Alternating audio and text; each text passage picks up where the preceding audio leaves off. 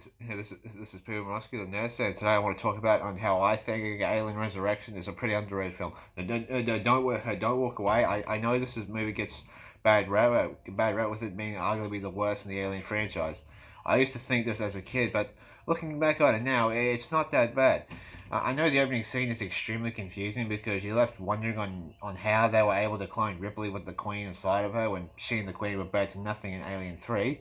It's explained somewhat that they got a vial of her blood from the prison and were able to somehow preserve for 200 years and make like eight versions of clones of her with the Queen, with 8 versions of clones of her with the Queen fusing her somehow. I know this is incredibly flawed, but once you get past this, it turns into a pretty fun time. The best part about this movie is how they're able to expand the lore of the xenomorphs and how they're more than just mindless killing machines. They treat them like animals and how they were able to work together. The best example is when the three xenomorphs are basically having a conversation in a little prison cell, and then two of them turn on the one, and the one's going, we're going, what are you guys doing? And then they just rip him apart, rip him to pieces, and use his acid blood to escape. That was very creative. That was very creative, and the other thing that's really cool that we've never seen before or since is the xenomorphs swimming underwater like crocodiles or sharks. Well, sharks, and that's absolutely terrifying. And the most funny thing about that scene is when Ron Perlman turns around and screams all and goes screams all his air out like this, "Ah!" And then continues to swim a little while longer. That was always funny to me. And speaking of funny scenes with one of the stars, early in the movie, Ripley throws a basketball backwards and it goes into the net. That 3 second scene alone took the longest to shoot in the movie and shooting the movie because Sigourney Weaver got gym coaches and everything and practiced days on end for that 3 second scene just so she could shoot a basketball in a movie from behind. She didn't want it to be a CGI basketball. And speaking of her, I know Ripley can be sus in some scenes in this movie, especially with the android girl where he's like touching her and all that stuff. I know that's a bit sus, but once you get past that, you see her in action, and she's the Ripley we all know, or we all know and love, even though she's like the eighth clone in this movie. And again, let's face it, she's a heck of a lot better in this film than in Alien 3, especially when she knocks Ron Perlman on his ass with the basketball. Unlike Ripley in the third film, where she just bangs the doctor played by Charles Dance. And let's be honest, say what you want about Alien Resurrection, This movie has everyone's worst nightmare.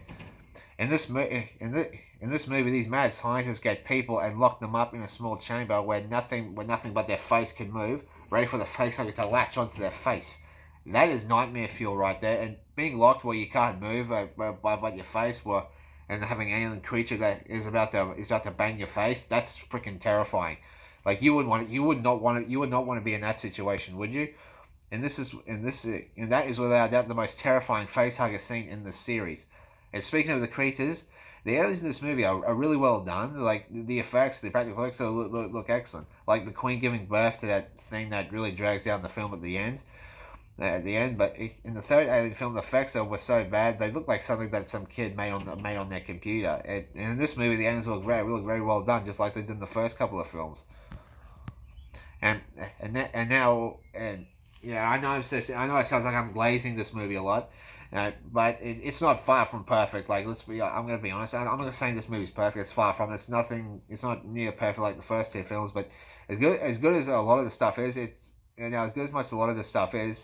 It's far from perfect. The newborn at the end is without a doubt the most creepy things I've ever seen. Not just in the Alien franchise, but in friggin' any movie period. They made it cute they made it cute in a really messed up way. I never, to be honest, yeah, it makes me scratch my head. Kind of scratch my. It makes me scratch my head. I never understood why it thought Ripley was its mother when the Queen gave birth to it. Like people say it's because Ripley has xenomorph DNA and human DNA just like newborn. But it's stated in the film that the Queen literally has a human reproductive system with the womb it used to give birth to that fugly thing. So technically, the Alien Queen also has some human genetics in it as well. So I don't understand why this is. Man, maybe Zaffi Wilson, the cinema vigilante, can make a theory video on this one day.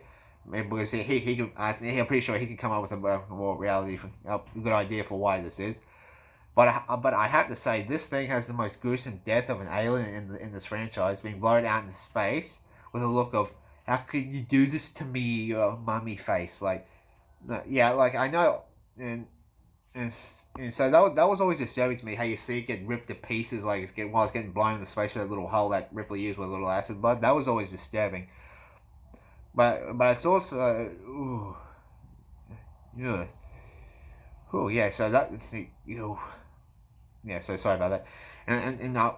But speaking of that scene, I have to say, like, I will give Alien 3 one thing that it does different. It's pretty much the only Alien film where they don't kill the final alien by just blowing into space instead of just by blowing out into space. Like if you watch these movies, like all that's what they do all the time. Like they just blow into space, but in Alien 3 they actually blow it up. Like they don't blow into space, they just crush it and blow it up. So I'll give Alien 3 that. Now this movie, this movie is far from. Yeah, I know this movie is far from perfect, but it's also far from the worst. And people need to give this movie another chance. If you can skip the opening and don't worry about the ending, you will have lots of fun. The one thing this movie does is that it takes the aspects of the first two films. Ripley is in the middle of a spaceship, just like in the original. But unlike the original, this time it has multiple xenomorphs, just like in Aliens. So Alien Resurrection has the best of both worlds. It does not have Coral Reefs by Ripley,